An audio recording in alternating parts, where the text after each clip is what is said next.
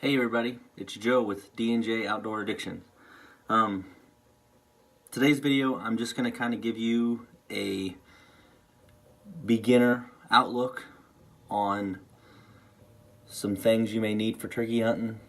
Kind of go over just the basics. We'll probably do a more in-depth video on how to get you started later on. Today I'm going to focus on calls, the different calls there are and that you may want to try. But to start off, me and Drew are not professional turkey hunters. Drew's actually only been turkey hunting for a few years now. He's had really good success. He just happened to find a really good spot where the birds were uneducated, and he's really able to get on them and do some stalks on them. But you know, we know enough to where we can get the job done. We can kill some birds. And I'm just going to kind of go over the basics of calling today, different calls and what you will need, and just some pointers. But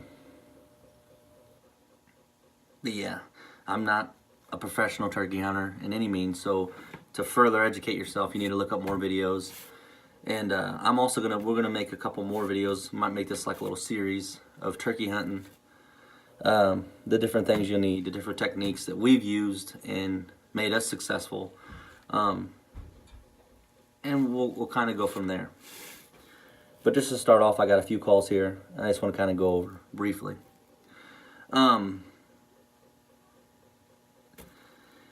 If I had to choose one call for a beginner turkey hunter to use, so yeah, the best beginner call I can think of would be a Slate call.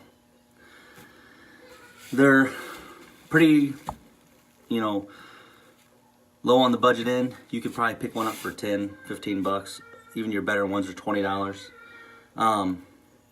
But they work pretty good, and it's easy for a beginner to pick it up, and a few days you can make some noises.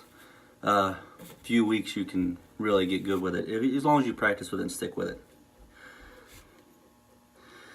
And the Slate call, it's done by friction. The vibration of the striker hitting the slate produces sound, which hits off a soundboard inside the call, and it produces a sound of a turkey. And the way you use it, you just hold the striker and just scratch it across the surface of the slate.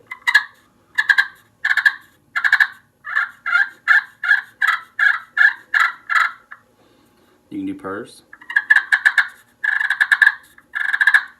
pops, clucks. There you go.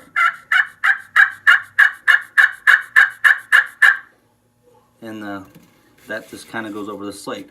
And this is a Slate version. They also make, there's different versions with different tops, the friction surface of your pot. This one is glass, and it produces pretty good sounds also.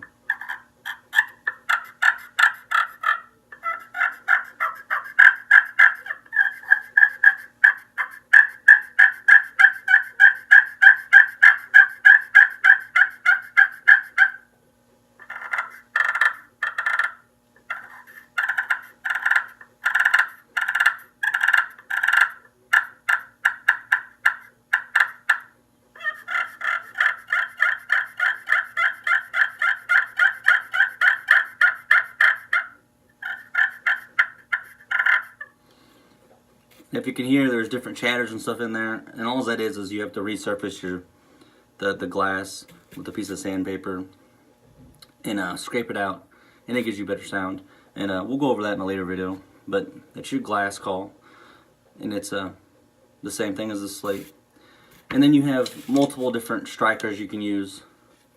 There's the carbon fiber, strikers, and then multiple different kinds of woods and stuff. And I'll give you kind of just the different sounds of it.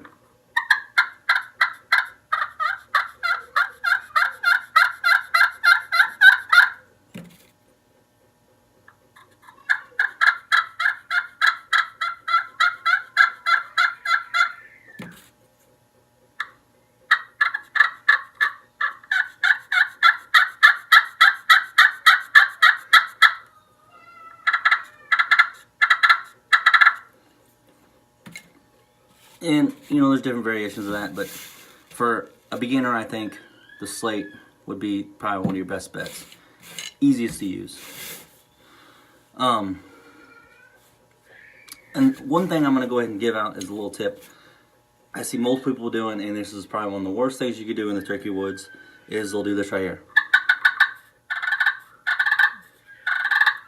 Purr, and then they'll stop. You should never do that.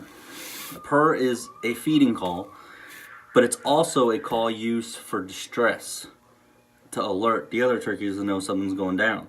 So if I was going to use a purr, I would do this. Use the purr, and then follow it up with a yelp.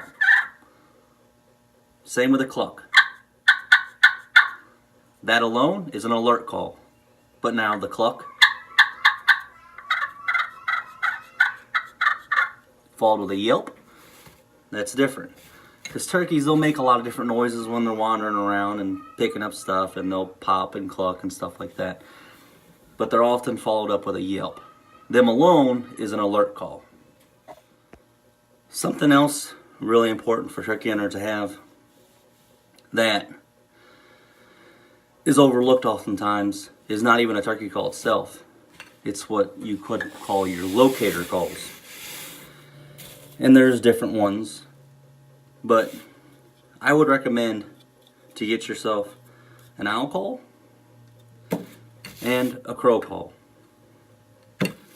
And what these will do is when you get there early in the morning or whatever and you can't get them birds to gobble off a yelp, they might not hear you, or that might not be what triggers them. Grab this, do a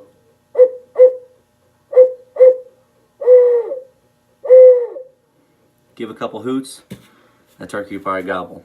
And if that don't work, when in doubt, use the crow. Almost every time that'll get that old gobbler to give you a gobble, and then you can at least locate the bird and you can, you know, figure out from there what you need to do. Another good call that really gets out there and gets some distance and sound is a box call. And it's also a friction style call.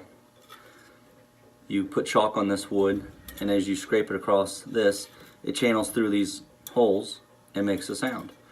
And this is kind of what it sounds like.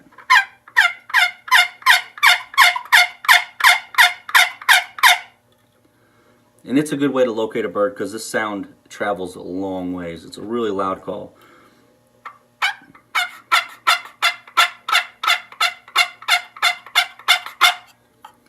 I'm not very good with a box call. There's, you know, you can cluck, pop, purr, everything you can do with this, you can do with this. At least someone out there can. I'm not great with it. I've had this call for a long time because I rarely use it, but I do keep it on me. And a little helpful tip is keep a rubber band wrapped around this, so when you're walking, it doesn't make that noise. Then last but not least is the mouth calls. And these are my favorite because of the ability to use this call and your hands are free to hold your shotgun or to line up for, you know, whatever. Your hands are free, whereas one of these calls, your hands are taken up, and that's also a movement that you're doing while trying to call them in. Whereas this, there's no movement, just your mouth. Best diaphragm call I would recommend for a beginner is this a double reed mouth call.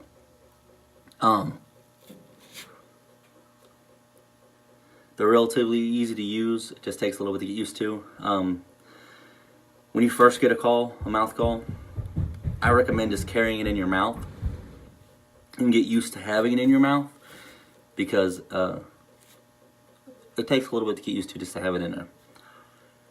But what you want to do is you want to place this call on the roof of your mouth, put your tongue on the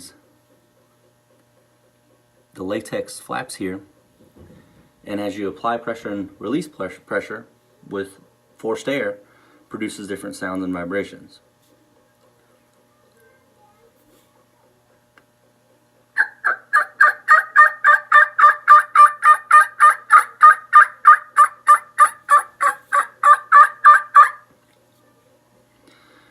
And all I'm saying in the call is yelp. Just yup, yup, yup, yup, yup, yup. And what that does is it brings my tongue to the roof. It drops my tongue and places it back. Drops it, places it back. And that gives it that.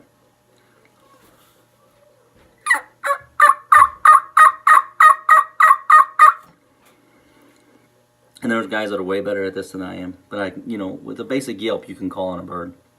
And then you can do purrs.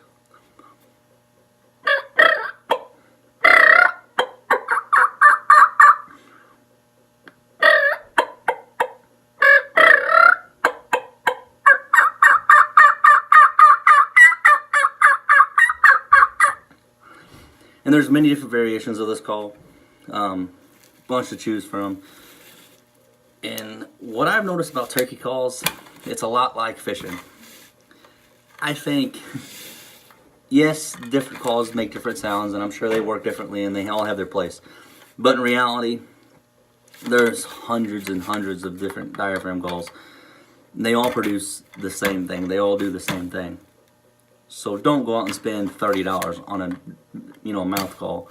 You can get these things for like $4 or $5. Get you a double reed. It's the best thing to start with. And there's no sense in spending all this money on these crazy calls. I think those calls are more for the hunter's eye than they are for the actual birds.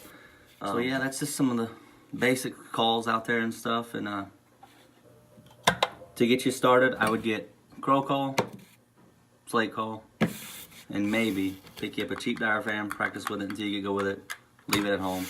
But right there, that's all you need to get going. Get you a cheap decoy.